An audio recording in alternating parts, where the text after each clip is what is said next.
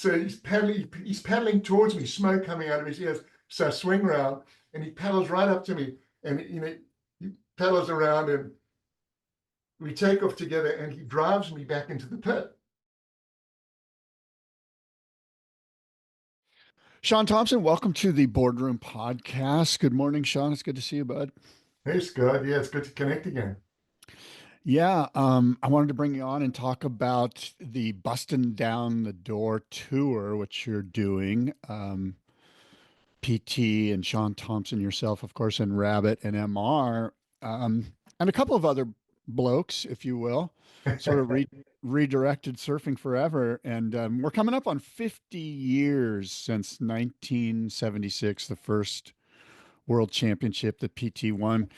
What does it feel like? 50 years of recollection here. I know it's amazing how quickly time goes by. It kind of all started in 75, so that's why we're having this tour, this 50th anniversary tour. But it's mind-blowing that when you look back, it seems so long ago, but then it doesn't seem so long ago. There's sort of a duality there. And, I can still remember those times with such vivid memories. And it was a really great period. It was a lot simpler. In some ways, it was a lot purer, but also it was very similar in the context of what you have to do to be successful today. You've got to bust down that door. It doesn't matter whether today, I see Geordie Smith having this like incredible resurgence again on the Pro Tour, and it's wonderful, to have that. You've got to have that mindset, you just got to have that committed, absolutely unequivocal commitment to paddling over the edge, and it's good. So a lot of things have changed, a lot of things have remained exactly the same. Well, I got to tell you, I watched the movie again yesterday, and I absolutely love this movie. Most of the reason why is because in 1977, I was 12 years old, and I was devouring everything Shaun Tomson, everything Rabbit Bartholomew, everything Peter Townend, everything Mark Richards. I was just in it, and back then, I mean, I'd spend 3 hours in a magazine. And so you guys are right in my emotional wheelhouse. And I want to talk about that time a little bit. 1975, you mentioned the year 50 years ago. Of all those years, say 74 to 80, it seems like 75 was the magic year for you guys. There wasn't any drama quite yet. And you guys that year really kind of exploded. Yeah, I think 75 was a pivotal year. I think that was the year when it's not like we came together, but in a way we did come together. We were the young guys coming out of Australia and South Africa. There was myself, my cousin Mike Thompson, he was just a fantastic surfer, and then you had Rabbits and Ian and PT had already spent a couple of winters there, but it was like Mark Richards's first big winter there, and Mark won a couple of events. I won the Pipe Masters, but the level of surfing was just incredible. And it was like every single session that we had at Off the Wall, Backdoor, Sunset, even Waimea was like this intense competition. We all wanted to be the best we could be, and the best we could be in the world. It was a great period, and also there was a camaraderie there. After our sessions, we'd all hang on the beach together, or we'd go down to the shop and grab a pizza. Oh, there you I are. was like 18, so we were so young, and it was so fun. Yeah. Okay, you're back. Yeah, I got you. I got you. Um, well, I want to talk a little bit, as you know, because I'm kind of intrigued by surfboards. And you had a series of Spyder Murphy surfboards. And of course, the blue Spyder Murphy single fin with the clear deck. That's, I know you had a couple of them, but the one where you're weaving in the tube at off the wall and at back door. Tell me a little bit about that surfboard. And I want to know, was this a specific goal of yours? Were you paddling out and going, I'm going to break my line and weave through this tube? Or was it sort of a combination of that's what's in my mind's eye, what I want to do, but and also the board, the rails and the rocker that Murphy made me are allowing me to do this. What was going on there? Yeah, I think there was both evolution and revolution. I grew up at a place called the Bay of Plenty, It was right in front of my home. And the Bay of Plenty was a sandbar break, but it had this long jetty that went out. And at the time, I think the Bay of Plenty had the longest tube rides in the world. I mean, when the bay was good on like a 6 to 8 foot swell on like a low tide, you could get a 15-second barrel ride, and that's with no exaggeration. So the boards that Spyder was making me, and I started working with Spyder in 1972, were really tuned to that wave. How could you make it out of those long exploding barrels? So we started working, and I think Spyder was the first guy to do it, to do single concave under my front foot for acceleration, and then flowing out to concave V's to double concave through the tail. I mean, we were hampered, comparing this generation to our generation. We had a single fin, man. I had an 8 1/4 inch single fin with a 6 inch base made out of either marine plywood or gelatine. I like really stiff fins with a super narrow tail. Like my 7 footers, those 7 footers in Hawaii were like 11 inches. I mean, it was a super, super tight tail. But I found that the riding inside the tube and really starting to turn inside the tube was, it sounds funny, but it certainly was instinctive. It just came from, I think it came from a motivation to make those waves. And then I took that same technique to Hawaii, but I wasn't quite aware of what I was doing until that winter of 75, when Bill Delaney, who made the iconic film Freeride, and Dan Merkel was a water photographer, showed me some of the rough cuts. And I looked at this footage. I'd never seen footage of myself inside the tube in slow motion. And I could see that, I was doing these turns to make the wave to accelerate, to maneuver around sections out off the wall and back doors. So I thought, wow, this is a great path. And I just sort of started following down that path and just trying to be more radical inside the tube. And then for about 3 years there, I was sort of pretty much the only guy doing that. I mean, I had the boards, single to double concaves, big stiff single fin. So I could sit right on that foam ball. And in those days, no one was riding the foam ball. Even Jerry Lopez, at Pipe, it was like, just do that bottom turn and just get spat out of there. But with that single fin and the boards that I had, wide point was about 3 1/4 inches up. My boards were between 18 and 3/4 and 19. I was riding, about 2 7/8. So the boards were just tuned, and I could just sit there on the foam ball, and then if I wanted to accelerate, I just jam up on the concave on my front foot. So it was a beautiful connectivity with Spyder, with my relationship with him, and then kind of reinventing the way tubes were ridden. And also that winter we had so much surf. It was so consistent, and it was relatively uncrowded. If you look at a cam today at Pipeline or Backdoor, I've counted 100 guys sitting shoulder to shoulder in this sort of super confined space, and one of the most dangerous waves in the world. So we didn't have that. So there was a lot of opportunity to get a lot of waves and experiment, and it was a beautiful time. It really was a beautiful time. Well, look, I know you had a couple of incredible surfboards from Spyder Murphy. And one of them, of course, was the pink banana, for lack of a better phrase. I don't know if that's what you call it, but that's what I've Yeah. been calling it.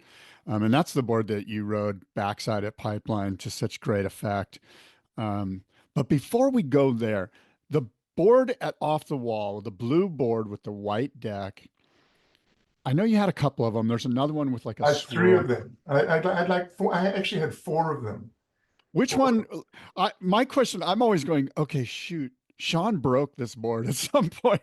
It Yeah. must have been heartbreaking when you broke this board, and then you're like, okay, I hope this new one works as good as the old one. Were those moments occurring for you? Yeah. Back then boards were just glassed differently. They were heavier, they were stronger, they were thicker. So boards didn't break. I mean, I rode that blue 7 footer in 1975 the whole winter without breaking it.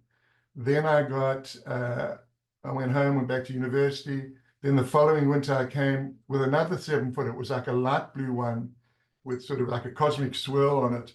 And that was an amazing board in 76, and that was in a number of different movies, Wait a fantasy. minute though. What happened to the first one? Why didn't you bring the first one back? Or was The it just first sitting one, there at the Barn Find first Shop? one, let's see what happened to it.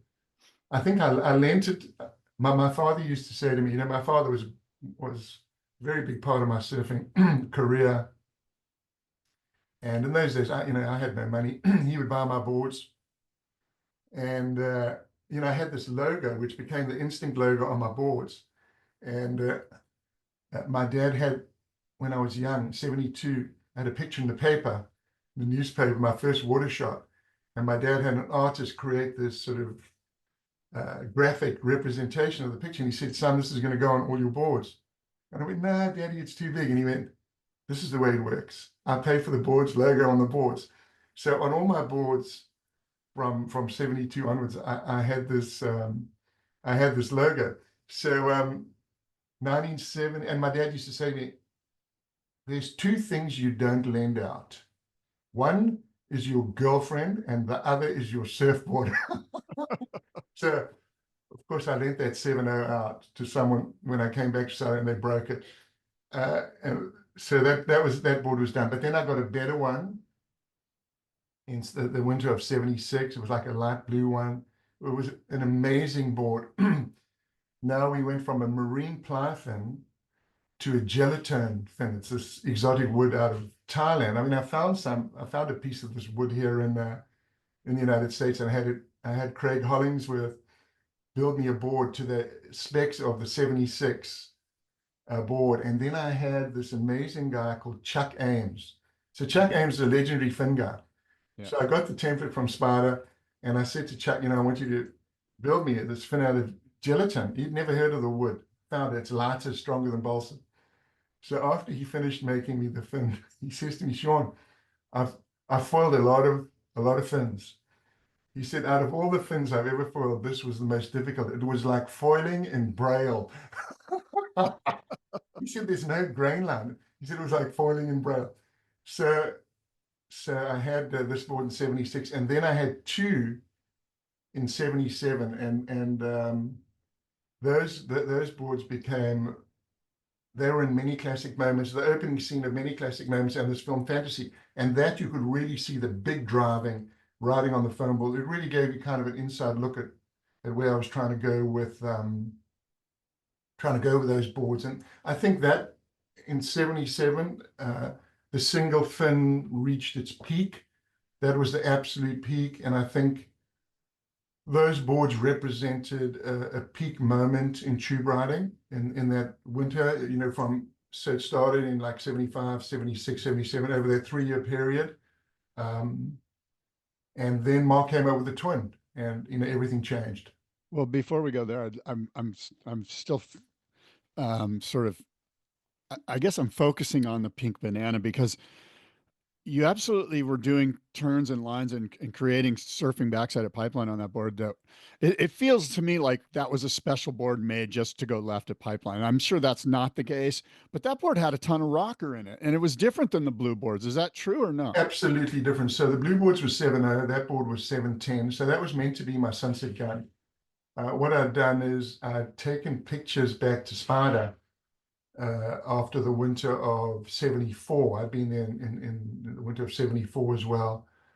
And I've taken, my hero was Jeff Hakman. He was just the greatest surfer.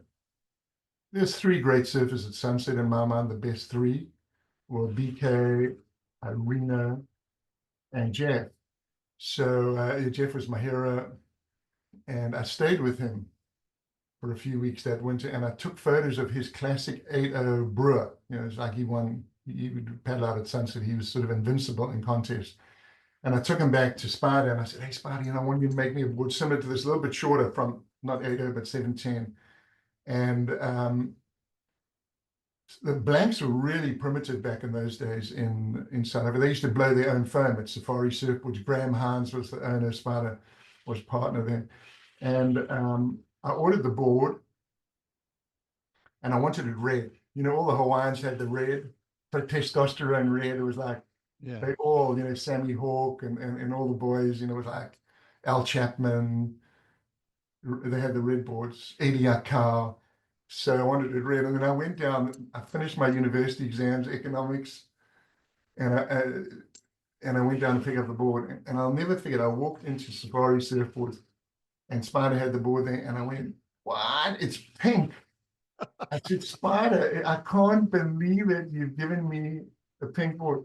He said, "Oh, Shaun, I'm sorry. How about this for primitiveness?" He said, "I had the bucket of resin and I put the red tint in there, and I forgot that there was a bit of white opaque. There was a bit of white opaque in the, but I mixed it and pink. But this is the classic thing. He used it anyway. You know what I mean? Those are like, no. So Oh yeah. he laminates it on, and then he didn't have enough. It wasn't enough curve in it. Wasn't enough curve in it. He said, so I got some bricks and I taped into the nose. Can you even believe it? I taped into the nose. So he's bending this thing. It was just like mind blowing.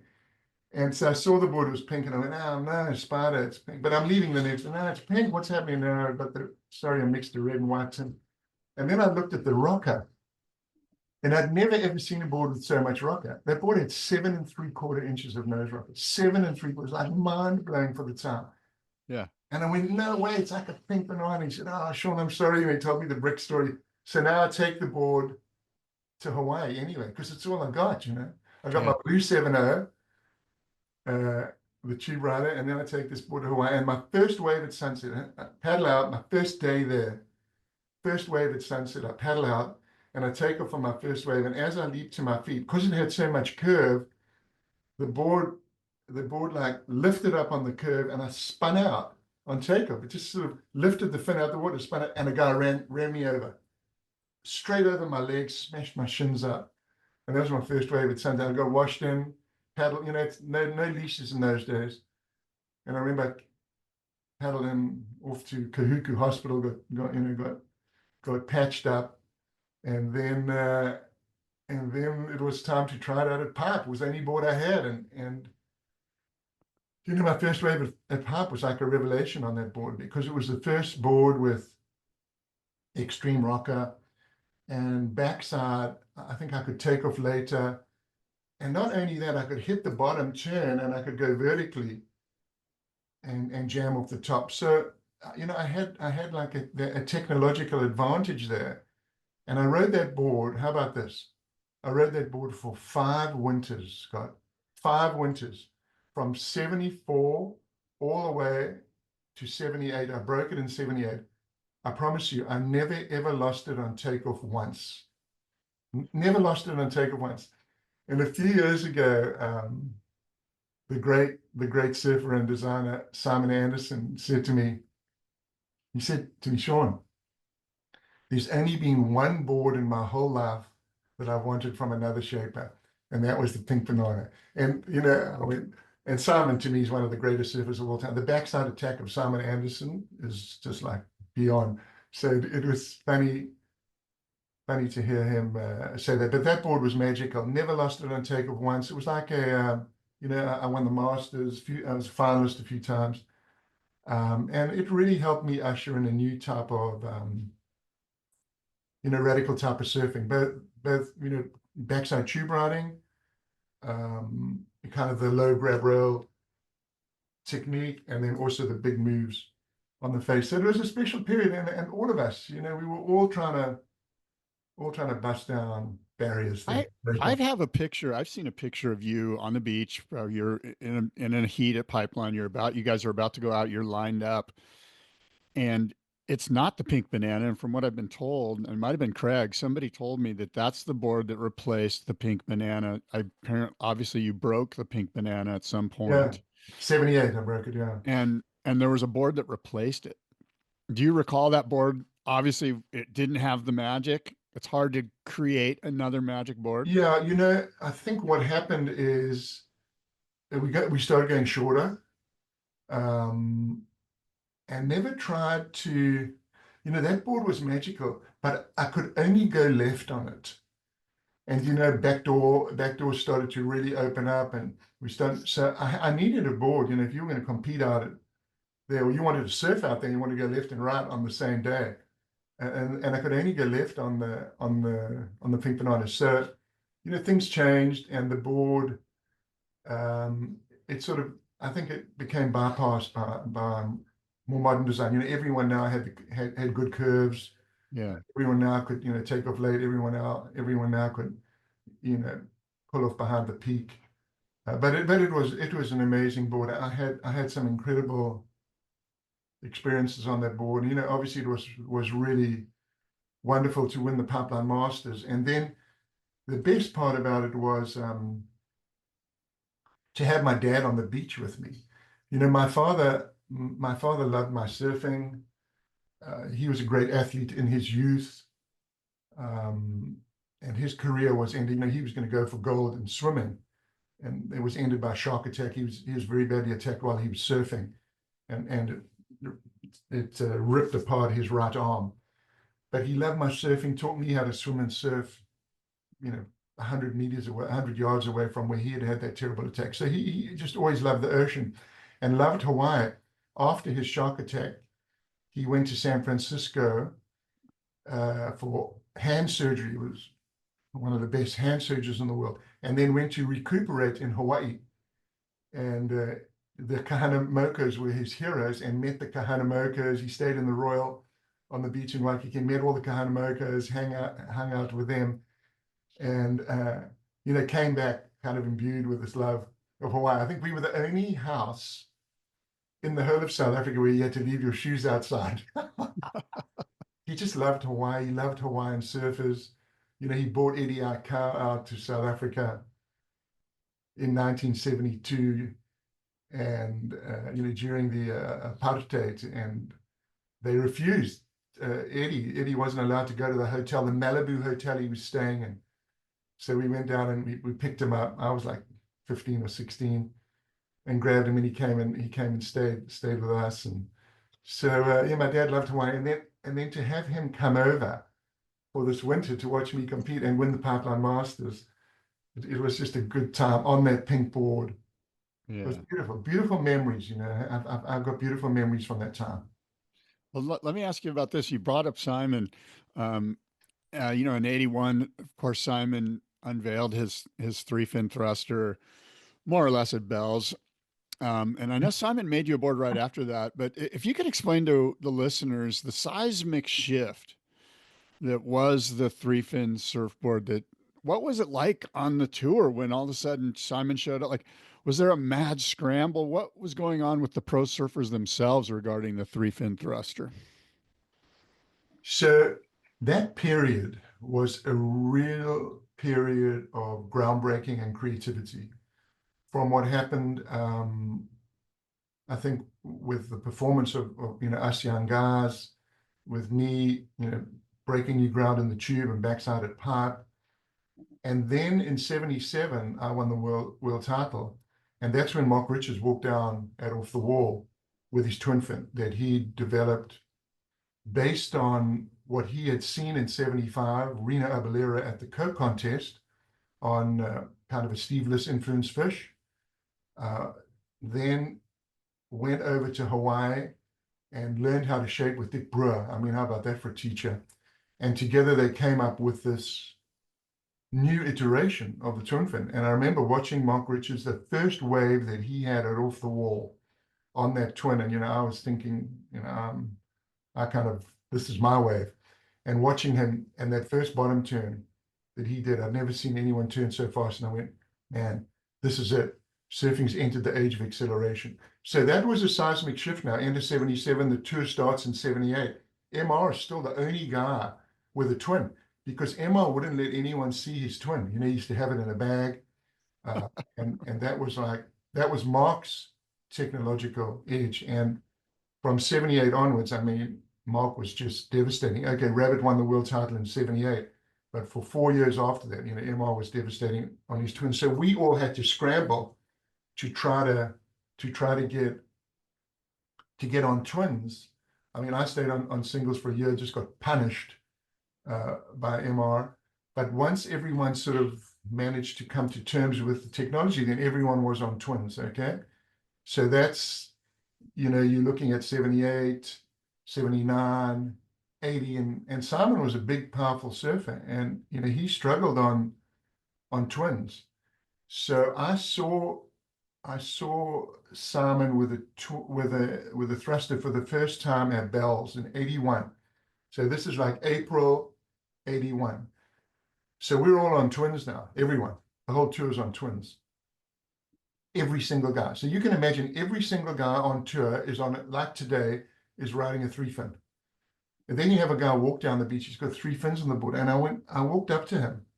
Now I had already had boards from Simon through the years. He'd shaped me a few single fins. I mean, I loved his boards, I loved his surfing, I loved his shaping, and he's just the greatest guy. So he walks past me and I go, "Hey Simon, what's that, man?" You know, now this board, we're on twins.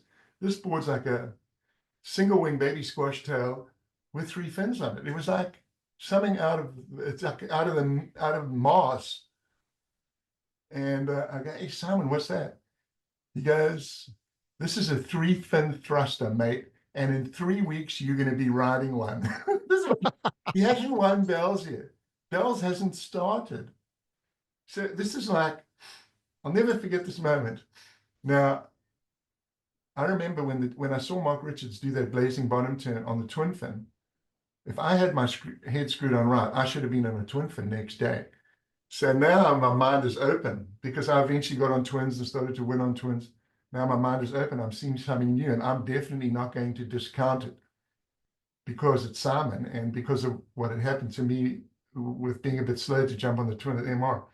So now he goes and wins Bells, blazes at Bells.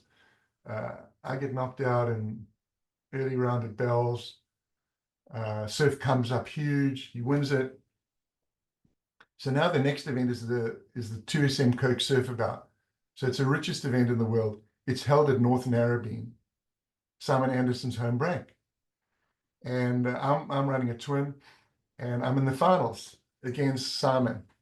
Surfs about 4 to 5 feet, perfect left-handers at North Narrabeen. And he blitzes me in the final. He's got the thruster. Now, this is 2 events in a row. Only guy in the world riding a 3-fin. Just punishes me in the final. Very next day, I think it's like a Monday morning, I phone him up and I go, "Hey, Simon, it's Shaun here. I would love to get a thruster." Now, this is his technological advantage, like just like MR's had in '78. He goes, "Sure, mate, I'll make you one." I go down to Shaping Bay and he makes one for me. Makes me a little 6-0. Beautiful, beautiful little thruster.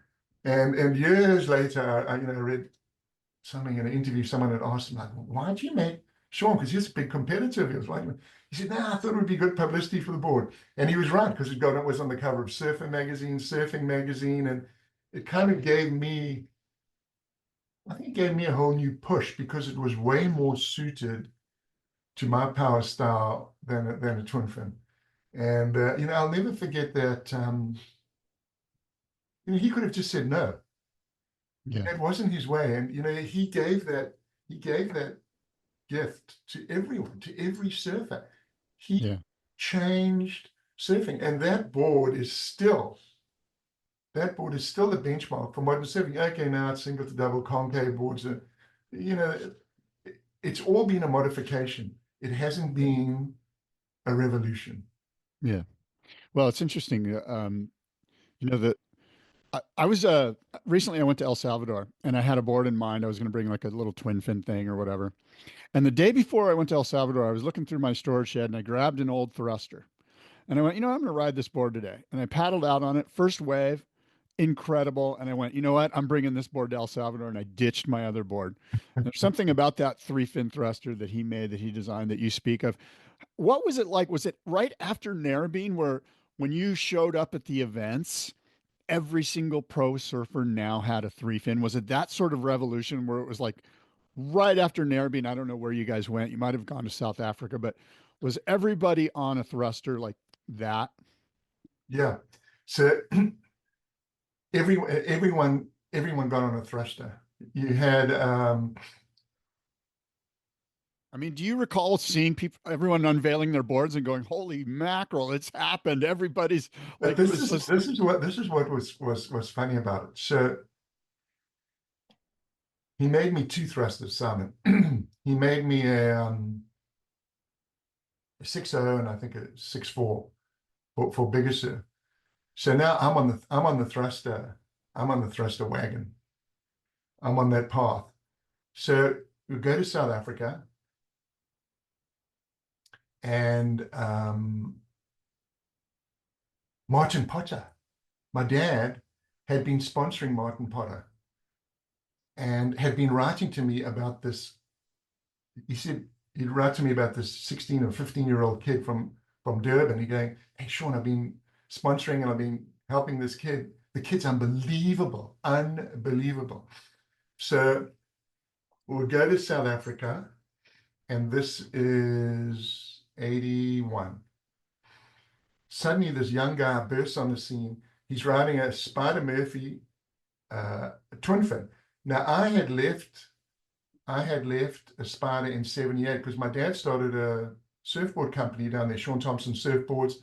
And you know who his first employee was? Graham Smith, Geordie Smith's father. About that. Geordie Smith's father was he was like an air conditioning mechanic, I think. And then he started working with my dad, laminating. So that's how Geordie's dad got his start. It was like Shaun Tomson Surfboards. So I'm working with Shaper, this Bruce Jackson, but I'm away from Spyder now. And you know, getting away from Spyder really, I think, impacted my surfing. So now Spyder's making these twin fins. And his test pilot is this young kid, Martin Potter. And Martin Potter smokes me in a couple of heats and goes on to come second in the two major events. I think he comes second to, I think it's Tom Carroll, maybe. Dane and maybe Emerald. I can't remember, Yeah. but I mean, he's like 15 years old. He comes second in two events riding this twin fin, blistering speed. And now he's nailed me on the thruster. So now suddenly I'm getting like second thoughts about the thruster in small waves. But you know, the thruster needed to have a bit of power gain. So everyone now is on thrusters. And I'm seeing Martin on the twin fin just blitzing. So now I go, So the next year I come back to South Africa and I go to Spyder and Graham Hines. I go, "Hey guys, you know, I would love to get back on your boards again." So Spyder makes me a twin. So now I'm riding three different types of boards. I'm riding my twin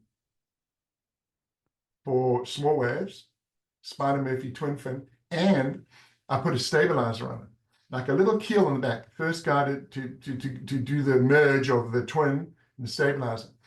And I started winning contests on this twin.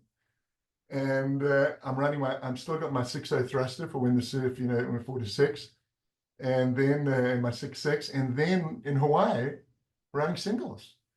So it took a while for us to come to terms with riding thrusters in big ways. Even though Simon Anderson won the Pipe Masters on a thruster in 81, he was still the only guy, as far as I remember, to win, to be on thrusters in big surf. You know, we had a problem with the fin setups. And I was starting to sponsor Tom Carroll with Instinct, and we were working with Barnfield. We had a problem with the fin setup. What would happen is, like, when you take off at sunset, and sunset's it's kind of an unusual wave, you know, it's like steep at the top and then kind of slopey. And when you take that late takeoff, the board would track back into the pit. And you still see it in a lot of big waves today on that really steep takeoff. You'll see some guys that take the drop in the board will just go back into the pit. It's to do with the fin positioning and the splay of the fins. It was complicated. So, you know, singles still had dominance there, even after the thruster for a few years. And MR was riding singles and winning on singles in Hawaii too. So it was sort of this time of design evolution, which is super different today. Today, it's like one board, subtle subtle refinements. And I think today more than any other time, it's ripe for revolution. I'm talking the cutting edge revolution. I'm not talking mid-length, all the Yeah. different Yeah. groovy hipster boards that guys are Yeah. riding for the experience. I'm talking about how you're going to break down the door again. Um, I think, I tell you what, the difference is that the only guy that has really been doing it has been Kelly in terms of the relationship. I bet a lot of the pros don't even know widths. I bet they don't know where the wide point is. I bet they don't know their fin placement. It's just they phone it in. They phone it Yeah. and they phone it into the shaper. Do you know what I mean? Yeah, well, it's interesting, right? Because the argument against, not against what you're saying, but the argument that they might make is, hey, I'm busy. Just make me a killer board. I've got to friggin' train and surf and blah, blah, blah. Back in 81, let's say, um, first of all, a lot of you guys were making your own boards and competing on tour with boards. And because there were so many different changes going on, as you mentioned, it was a radical time. But it's interesting because what you're bringing up is that there's a homogenation that has occurred. Everybody's on pretty much the same board, and it's unfortunate because what we tend to see is more or less the same style of surfing. Whereas, a guy on a twin fin is surfing way different than a guy on a single fin. Whereas now we're all kind of more or less performance surfing is kind of boiled down into this little thing. But let me ask you a simpler question. Do you think it benefits a professional surfer to stay close and remain loyal to one shaper a la Kelly with Al Merrick? Absolutely, absolutely. And I I I followed that path a couple times. I mean, I would love to have been able to have stayed with Spider or just had. I mean, I have an amazing relationship with El Merrick and the whole crew at Channel Islands, and I think I was the first twin fin El ever made for a pro. The first pro he ever worked with was me. I was one of the first pros Rusty ever worked with. Nev Harmon. I had a great relationship with Glenn Manami, with Bill Barnfield. I mean, I had a great relationship. Did this hold you back? I don't know, maybe, maybe not, but certain guys, um, I think it was amazing for them. I think it was amazing for Tom Curran. I think it was amazing for Kelly. I think it was amazing for Mick Fanning, Stephanie Gilmore, What uh, about Jordy? Joel Because Jordy Potts. Jordy's a name that he's jumped around a bit, and his He father's jumped around a great lot. shaper. And by the way, I've everyone's all in on Jordy this year. We all want to see a world title for Jordy Smith, and it could happen in 8 to 10 foot cloud break if he makes the final five. But it seems to me that Jordy jumped around a bit, and perhaps, and it's all kind of like you know Monday morning armchair quarterbacking here, but it feels like perhaps if he had just stayed the course, this world title may have come to him sooner, if in fact it happens. I think having one shaper and having one board is a massive advantage. It's not to say you can't win a world title by having a number of shapers, but certainly I had my best competitive success through the 70s and even into the 80s when I was, having a good go with Tom Carroll for the world title in 1985, um, riding Spiders boards. You just get tuned into the shaper style and the curves. Now I remember when Geordie burst onto the scene, I think it was 205, 206. I went to his room. He was just coming onto the tour, and everyone wanted to shape Geordie's boards. And he had boards from all the best guys. He must have had a room of 35 boards. And I walked in there and went, "Hey, Geordie, man, you got to pick one guy. It's way too confusing." And he was like in a big hurry. And I called the article "Man on Fire." That's what I read. And I read about Geordie, about how he needs to look around and stop and take it slow, because it's not always the fastest that wins the race. And I do think it has impacted him negatively. But over the last few years, he settled down with his father Yeah. and he's found his groove. His dad's Yeah. found his groove. He's found his groove. And he's just in rhythm now. He has that Yes. unequivocal confidence. So, a board can give you, a magic board can give you so much confidence. And in my era, it was really, really hard because each board was unique. There was no Yeah. shaping machine. I mean, a shaper would have a board, I'd speak to the shaper and go, listen, I need a little less curve. I need a little bit more curve. I think that, I want to pull the tail, whatever, whatever changes you wanted to make. But I think, you know, I think I had a good understanding of, what constituted a good board and, how to work with a shaper to try to get it out. I mean, I think I sent you a list. I've had the opportunity of working with, I think, 44 of some of the greatest shapers of all time. I feel like that's 40 too many. Maybe it is, but in those days it was really hard. Like I get to Hawaii I get to 78. I get to Australia.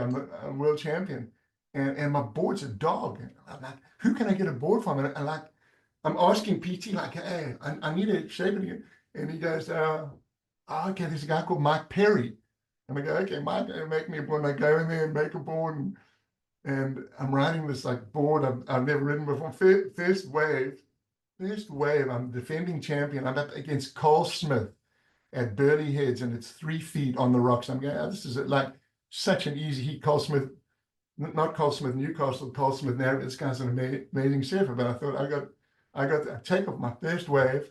It's got like a box fin. As I'm paddling for the wave, a fish bites me. Can you believe it? A fish bites me on my finger. I throw the fish off, my finger's bleeding. I take off right the wave. I go into a rock and I knock the fin out. I mean, this is the way to defend a world title. But you're right.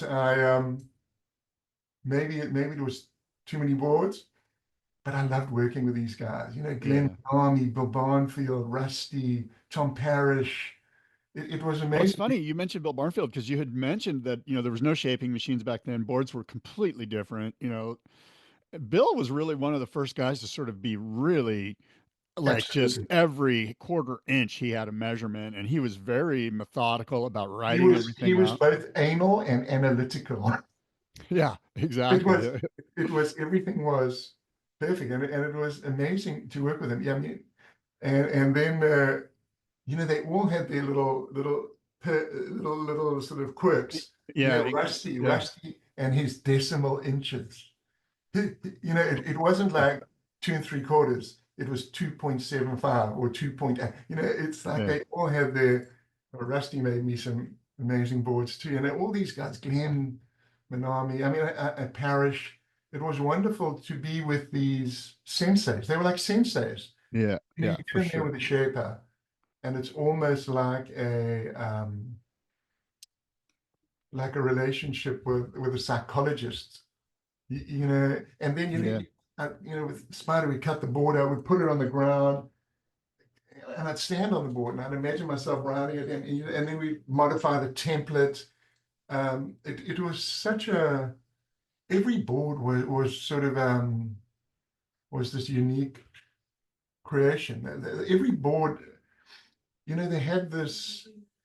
I do think that when a guy shapes it with his hands, with a skill, and the tool, a skill, and just the name of that skill 100, there's some soul, and he shapes it. He puts some of himself into the board. He puts some of his mojo. Hawaiians call it mana. They put yeah, some mana in that board. yeah, When it's just carved out to 95% on a can, I don't know. I oh, you yeah. can get the mana from that last sort of flow across the board with a piece of gauze. I don't know. Yeah. I don't know. That's a good. This is the eternal question. I want to put a pin in that and come back to something that you mentioned. And you mentioned Parrish, but in my view, Ian Cairns is underrated. What he did at Sunset Beach, what he did at Waimea Mind Bay. blowing. You mentioned BK and Reno and Hakman as being the guys at Sunset, and there's no doubt that Well, those guys. definitely, Ian. But That's I feel like Ian's underrated. Is that, and it's part of it is because he's kind of outspoken, and some of the stuff that he's done or said, or the way he's carried himself in the professional realm, which, by the way, he's done nothing wrong, but he's just a very big alpha male, and that can put some people off, and perhaps that's why he's underrated. Speak to me about Ian, because his surfing at Sunset Beach was Mind blowing. incredible. Yeah. And But I would say I would definitely put Ian in there in the top four at Sunset. You know, Ian Cairns invented the snapback. So that big carve back off the top, that was his. Um, the first time I met Ian was 1970 at the World Titles at Bells Beach under a tent. He was riding midgets boards, I was riding midgets board, and even then he was just like brash, opinionated. I remember him telling me how good he was, and he was. He was just an amazing surfer. And you know, Ian Cairns had a fundamental influence on my career and my life. You know, after I lost my dad in 1981, and I was beaten at Bells in the first event of the year. Was it the first or second event of the year? I can't remember. No, it wasn't. It wasn't. It was maybe the second or third event of the year. I went to him and I said, "Hey, Ian, you know, I'd love some advice. I'd love some coaching." And I hired him as the world's first pro surfing coach. And I remember I went from last place, and the very next event I got second against Simon at Narrabeen. So he's really a great thinker, very a visionary, but his surfing in big, powerful waves, he's most probably one of the most fearless